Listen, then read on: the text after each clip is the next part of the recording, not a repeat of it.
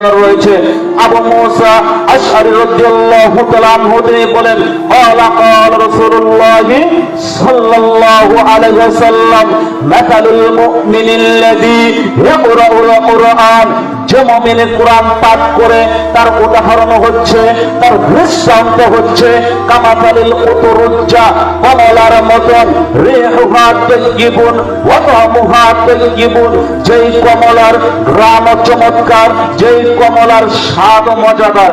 কি কমলা গ্রাম আছে না কি বলেন, আবার খাইতেও স্বাদ লাগে। যে ব্যক্তি কোরআন তেলাওয়াত করে, যে মুমিন কোরআন তেলাওয়াত করে, আল্লাহর নবী তাকে উদাহরণ দিয়েছেন কমলার সঙ্গে, যে কমলার সুঘ্রাণ আছে আবার খাইতেও লাগে মজা।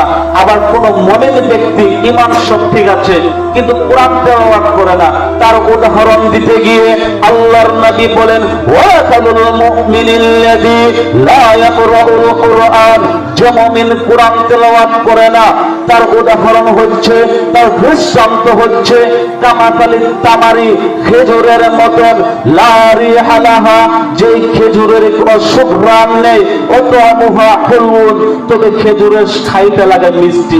কি খেজুর খাইতে মিষ্টি লাগে না? কিন্তু তার কোনো ঘ্রাণ আছে? সুঘ্রাণ নেই। কেন? সে কোরআন তেলাওয়াত করে না কিন্তু খাইতে মিষ্টি কেন? তার ভিতরে ঈমান আছে। ঈমানদার ব্যক্তি কোরআন তেলাওয়াত না করলে তার ভিতরে শুধু খাইতে লাগে মিষ্টি কিন্তু কোনো ঘ্রাণ বের হয় না। আর কোন ঈমানদার কোরআন তেলাওয়াত করলে খাইতেও লাগে ভালো, আবার তার ভেতরে সুঘ্রাণ রয়েছে।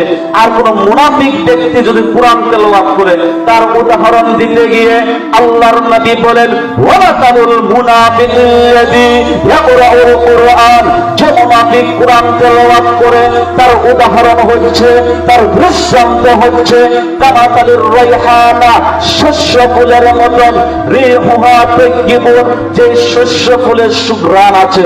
সুঘ্রাণ আছে না?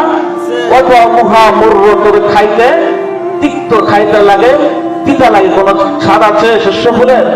স্বাদ নেই। কেন? তার ভেতরে কোনো ঈমান নেই। আবার তার ভেতরে ঘ্রাণ কেন আছে?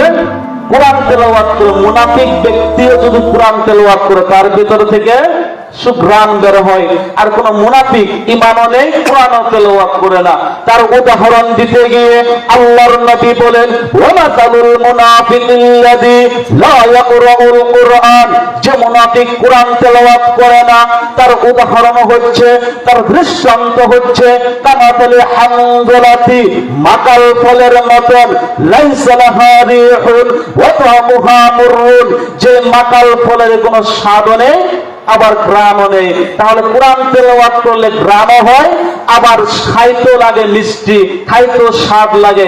আল্লাহ তাআলা যেন আমাদেরকে কমলার মতন খাইতেও সুঘ্রাণ, এই খাইতেও স্বাদ এবং ঘ্রাণওয়ালা কমলার মতন ঈমানদার হওয়ার তৌফিক দান করেন। সবাই বলি আল্লাহুম্মা আমিন।